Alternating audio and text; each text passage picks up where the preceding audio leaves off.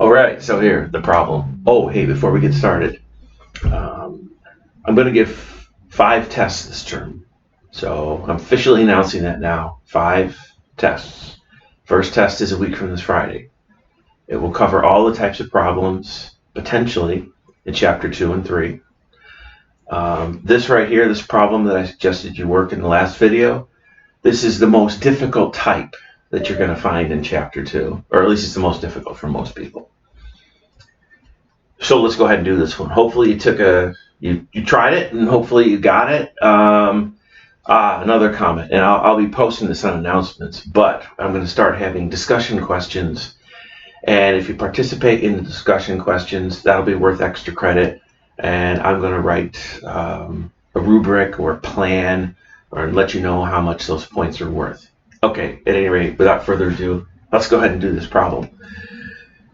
I'd like to pretend you've never done this sort of problem before. You probably have, and I know what most people would tell you. They would tell you something along the lines of, you should be terrified of fractions, and you should try to get rid of the fractions. And so you would look for a common denominator between all these denominators. And so 5, 6, let's see, 5 and 6 go into 30, 2 goes into 30. So multiply both sides by 30. Can you do that? Yes. But I want to show you another way. And I think it's a better way, not because it's quicker. I feel like as soon as I say it's not quicker, everyone's going to click. And I want to show you a way, and it would be the way that you might do it if you had never done this before. So say you're looking at this for the first time in your life, and your first thought is, wow, it's complicated, it's complex, I don't know how to do it. What on earth should I do? Well, like I said before now, do the distributive rule. If the distributive rule is there, just do it. Don't ask yourself why, just go ahead and do the distributive rule. So let me go ahead and do that. We'll do this times this times this. 6x minus 3 divided by 5 plus here.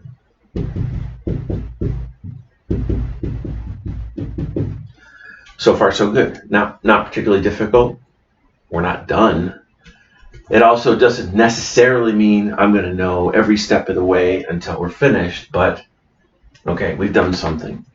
Now, I will admit, absolutely, that when you look at this, the thing that maybe irritates you the most or makes you the most nervous, or just frankly you think, oh, that looks difficult, is or are these divisions going on here.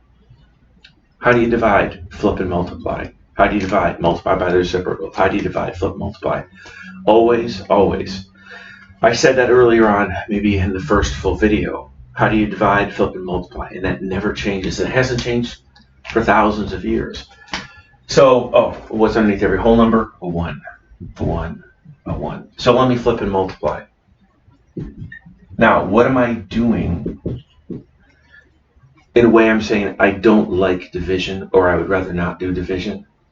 I'm changing division into multiplication.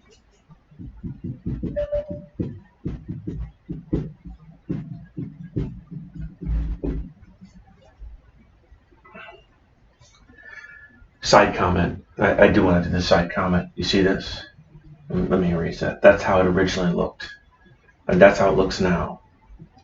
Those two are the same thing.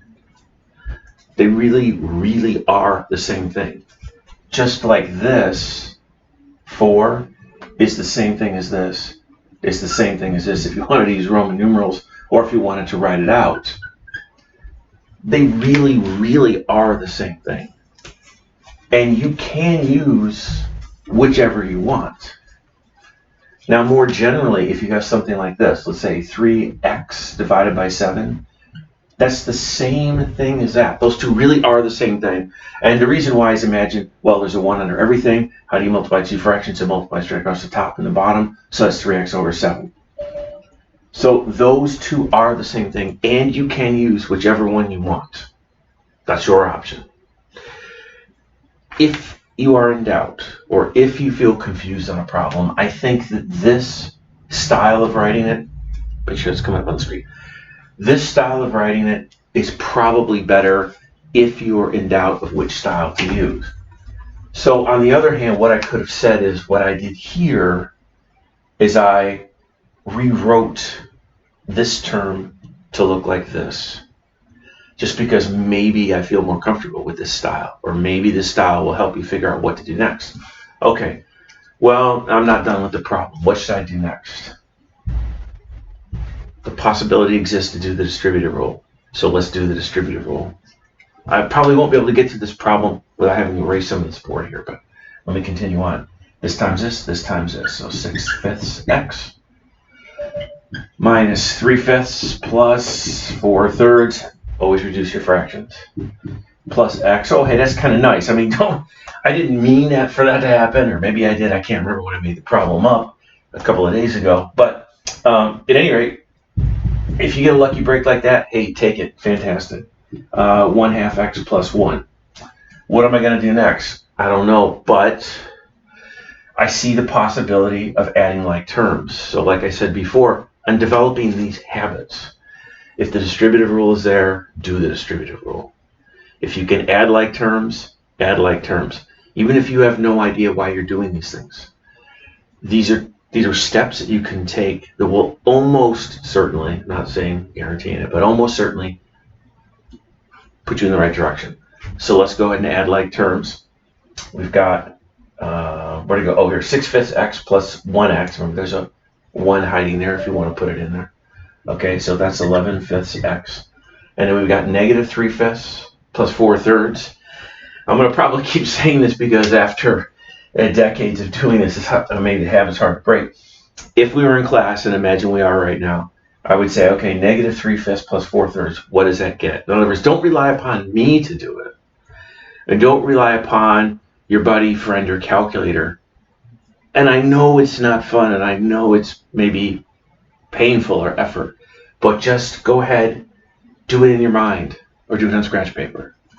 So what's negative 3/5 plus 4/3? I'll wait.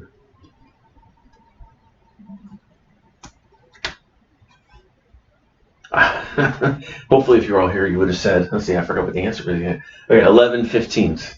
And, yay, good job. So at any rate, 11/15 equals 1/2 x plus 1. See how I'm doing on space. Let me get the x's on one side, the numbers on another side. Another standard habit to develop. So how can I get this 1/2 x on this side, so to speak? Again, remember I talked about that. We're not really, quote unquote, getting it on this side. I'm subtracting 1/2 x from both sides. Just regular subtraction. So if I were to do that, and here, let me erase so I can have some space and write it up here. How you write this down, I'm gonna keep saying this, but it is important. That's up to you. Whether you want to write this down or not, you should decide if that helps. Please do it. If you're like me and it doesn't help, and it actually adds, it's like the opposite of helping. I guess it's hurting. Then don't do it. But you decide. Let me erase this here. I can start working. I don't want to erase this, right? Because that's where we're at right now. Okay, so what's 11/5 minus 1/2? Okay, so 8/5. And I want to subtract 11/15. I know I just said I don't like writing that down, but for right now, in the beginning of the course, maybe I do want to write that down. I think it, and I often say it. I just find that, see, by the time I have this written down, and this wobbly board isn't helping, but nonetheless, by the time I have this written down, it starts to look overwhelming visually to see what's going on here. But 1 minus 11/15 is 4/15. And let's go ahead and flip and multiply. So we multiply both sides by 8/5. All previous comments still apply here. So x equals, wow, hey, not too bad. Don't expect that you'll always get nice canceling. In fact, sometimes when I get nice canceling like this, because remember we talked about this, I talked about this, most numbers are not quote unquote nice numbers. And most answers are not going to be really nice, like 3 or 7 or 1/2 or 1/3. Most numbers are rather unpleasant looking. But here's a case where, fine, 5 goes in 5 once, 5 goes in 15 3 times. Once, twice, so you get 1 over 6, which is pretty darn nice looking answer compared to what could have happened. Now, only other thing. We're still in chapter 2. And these are linear equations. Right now I want to give you 2 problems. And I want you to pick one to do. Only one.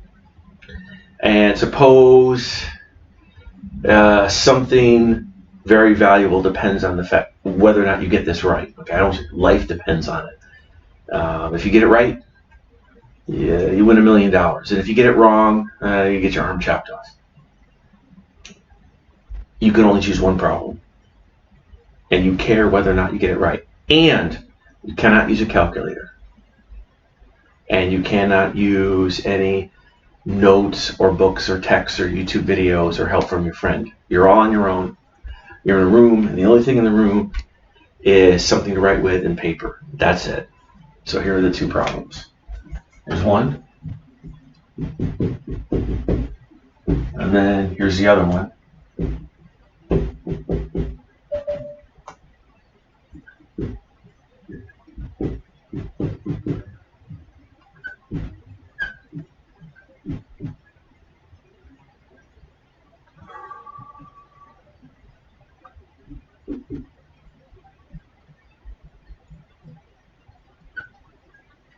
Okay, so there are the 2 problems.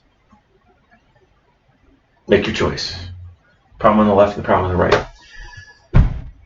When I do this normally, almost everybody would choose this one. You have no chance of getting this one. Or I don't want to say no chance. This problem right here was first proposed by the Babylonians. And we'll actually see why they proposed it. We will never solve this in this course. And if you take college algebra, then no, you won't solve it there. But then if you take calculus, yeah, you won't solve it there either. This problem was first proposed in about 1700 BC and wasn't solved until the 1500s AD. That's over 3,000 years that humans could not figure out how to solve this. This, I would never ask you to do, and I don't want you to do it. No, I'm just kidding. Don't choose a problem, and there's no ramifications of whether or not you get it right or wrong. I'm trying to make a point, and the point is this. These numbers are incredibly annoying, and I would never ask you to do this, ever. But you could, suppose someone said, hey, for $1 million, would you do this? Absolutely. You would do this, just like we've done the other problems. I would do the distributive rule, combine like terms, get the x's on the left, numbers on the right. It would be horrible to have to go through this. But so, for example, take a look at this first. I'm not going to do this, but what would you have to do this? You'd have to take 139 and multiply it by 19 for $1 million. Could you do this without a calculator? Yes. What you would find on this one is you just wouldn't have any idea how to do it. And it's not particularly easy. That's why it took 3,000 years before anyone figured out how to do this. And word of this problem spread from the Babylonians throughout almost the whole world. It still took 3,000 years until anyone figured out how to do this. This is a very famous problem. If you know anyone who claims that they're really good at math and you want to torment them a little bit, you could just say, hey, you're a crazy math teacher, assigned you this problem, and you can't figure it out. Now, no fair. I mean, if you type this into Google, you'll get all the details about this problem. This is a famous problem, and it's a famous type of problem. So, no fair. That's not what I had in mind. What I had in mind is, just here's the problem. Ready, set, go. But, you're on your own. But don't try that, because this problem is really difficult. The real point is the numbers are not what make a problem difficult. That's not it. It's the structure or the setup or the form of the equation. Oops, I just erased it, but in this one right here, it's x to the power of 3. That's primarily what makes it difficult. All these numbers are just annoying.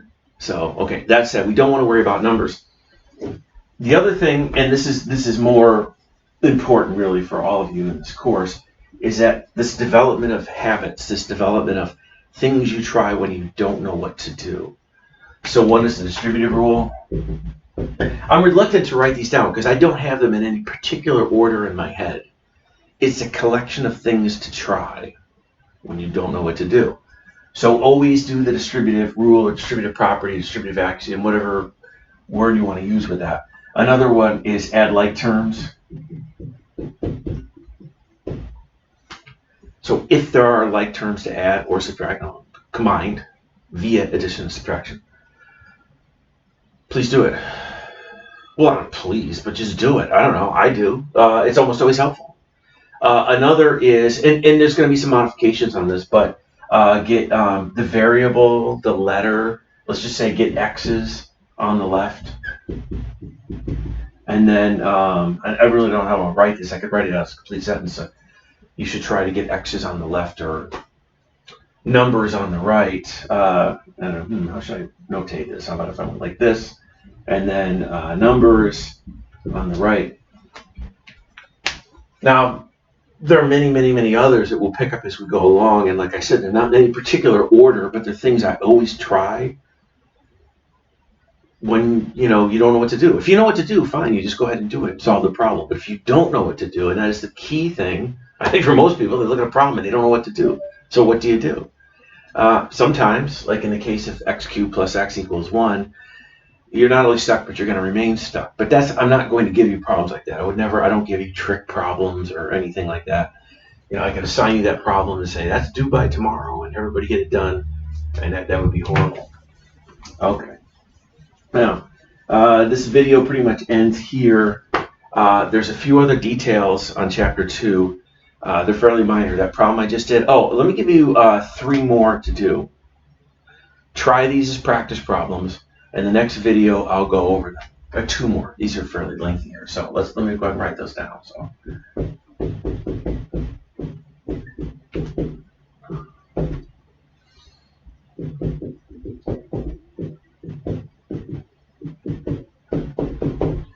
So there's one. Again, try these. I'm going to write down 2 problems. Try them. I think tomorrow I'll post a video and I'll solve these 2 problems. Okay, here's the next one. Hey, these numbers I'm just picking at random. Nothing special about them. 4, 3, 1, 5, 3, 2, 5, 4, 1, 3, 1. But I am picking fairly small single-digit numbers. These kind of problems, the numbers can get out of hand. I would never, promise. I would never, instead of 4, I would never make that a 47. Instead of 3, make this a 93. Wow, I'm not going to do that. Not in example problems and never on a test. So that won't be an issue. So how about -5 times 2x plus 1 divided by 3 plus...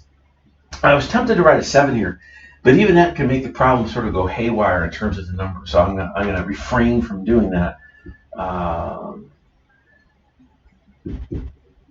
Let's see here. So I am choosing these numbers with a little bit of care so things don't get too out of control. So here's 2 problems.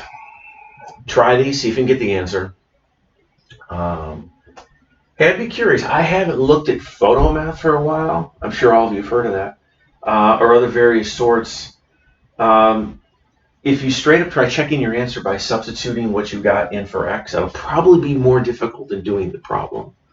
So this is a case where, quote unquote, checking your answer is more difficult than just doing the problem in the first place.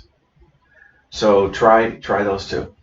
I'll also wrap up any of the little remaining details from Chapter 2. This is by far the most difficult type of problem in Chapter 2 that you're going to get. And this will be the most difficult problem that'll be on the exam, is this type. Now, I like this type because, again, what does it involve? Well, it involves all the skills that we've talked about up till now. Certainly dealing with fractions, distributive rule, combining like terms, solving an equation, getting the x on one side, get the x's, and then ultimately x on one side, and the numbers on the right side.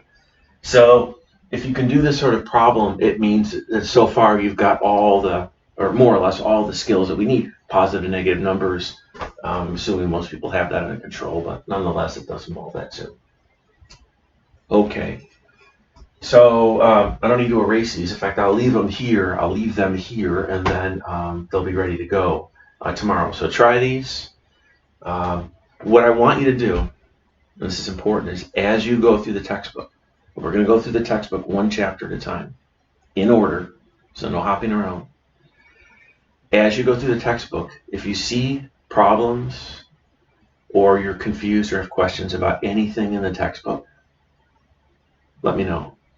You can let me know via email, or what do they call it here? I guess via Canvas. I have an inbox here in Canvas. A couple of people have messaged me already, 3 or 4 people. So you can either message me via Canvas or via email and say, hey, it could be a minor question. I have a question on one particular problem or some sentence that doesn't seem to make sense. And then I'll address those. Either I'll email you back right away, or I'll address those in these videos here. Again, starting next week, and I'll give you the details on this, I'm going to start posting discussion questions, and that'll be good for some extra credit. And I'll try to get the Zoom going. I've been trying to get the studio a little bit, like I said, better quality video and audio than this, and hopefully I'll have that ready by next week. All right, so hey, enjoy your weekend. Do math problems. Yeah, don't just read the text. You need to try to do the problems. I mean, if you want to do every other problem or every 4th problem, the more problems you do, the better. It may seem like an overwhelming number of problems that the author put in the textbook, but if you look at any similar textbook to the one that you're looking at, they have a lot of problems. We don't even want to talk about the grand total number of problems. They're there for a reason, because they give you practice, and that's really how you get good at math. Okay, so enjoy your weekend.